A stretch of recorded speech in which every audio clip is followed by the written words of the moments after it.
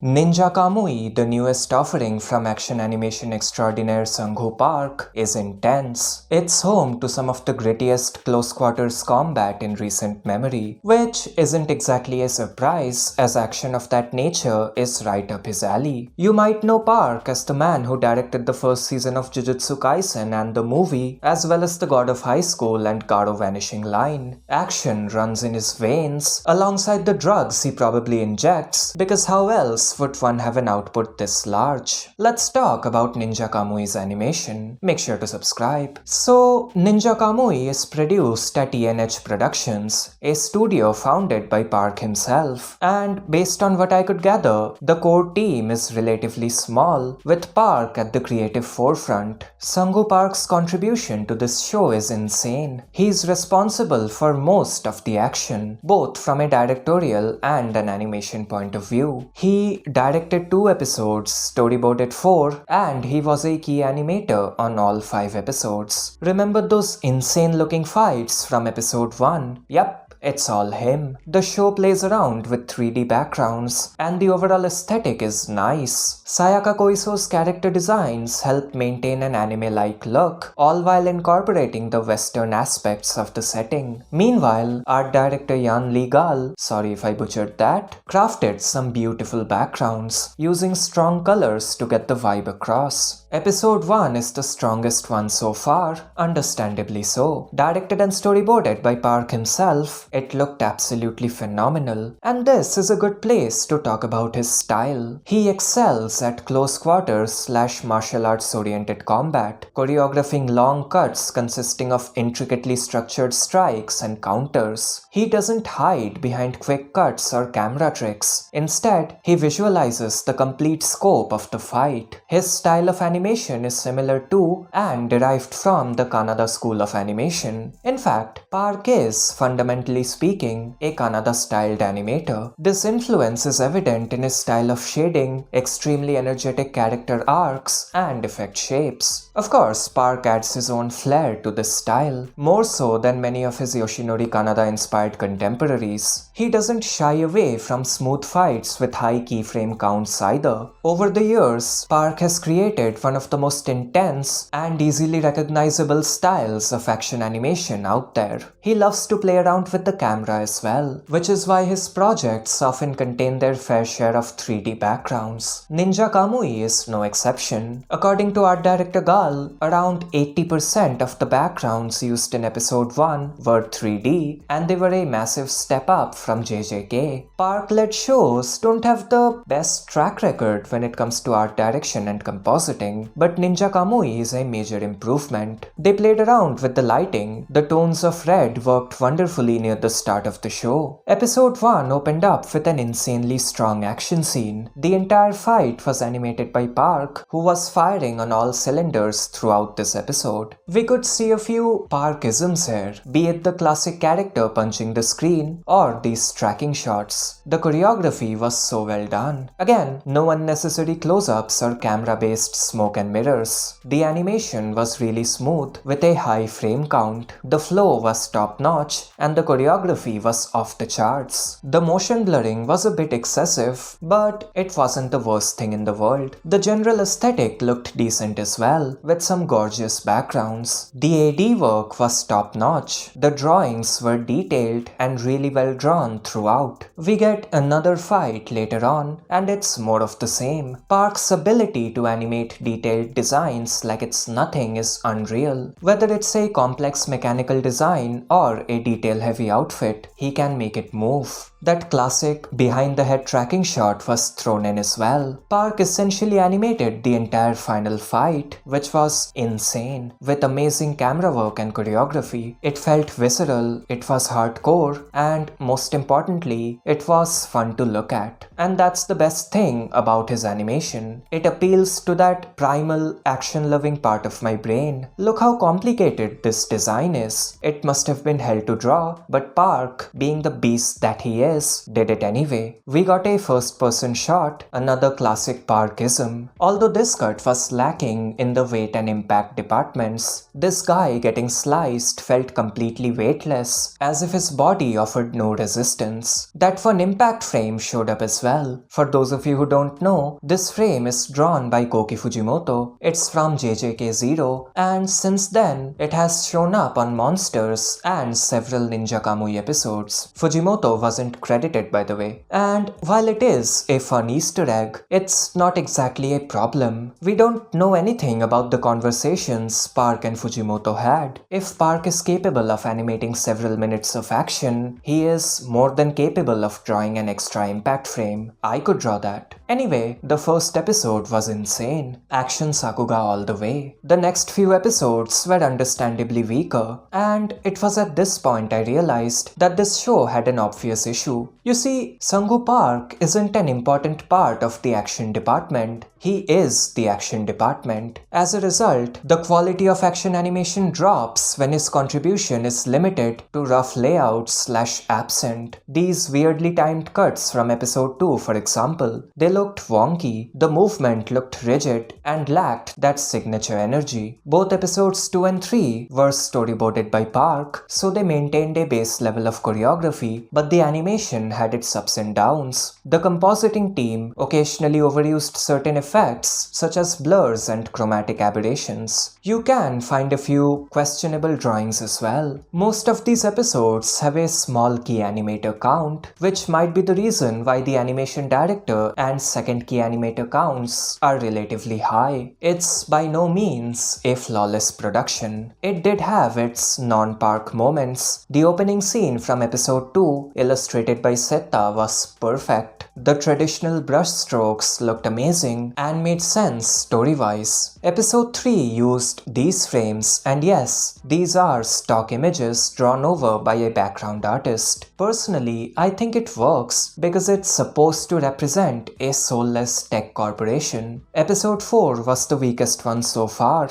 be it the janky movement hiding behind motion blur or the action relying on quick cuts and close-ups, something I praised this show for not doing up until now. It was rough. The 5th episode was a big one. It was directed and storyboarded by Park, and he was one of the only 2 key animators involved. Yes, he and Chie Nishizawa animated the entire episode. Nishizawa has worked with Park before on multiple projects. It's safe to assume that every single cut of action was animated by Park, which is ridiculous. The man makes no sense. I felt like the action was compromised to a degree. It didn't really have those classic long cuts, which is completely understandable. It did have a few short bursts of incredible action. Park's direction and boards were as impressive as ever. Both the combat and the car chase flowed really well. The episode used CGI models, and they looked decent. I liked the way they handled the movement, using wind effects and build-up and release techniques to maximize the impact.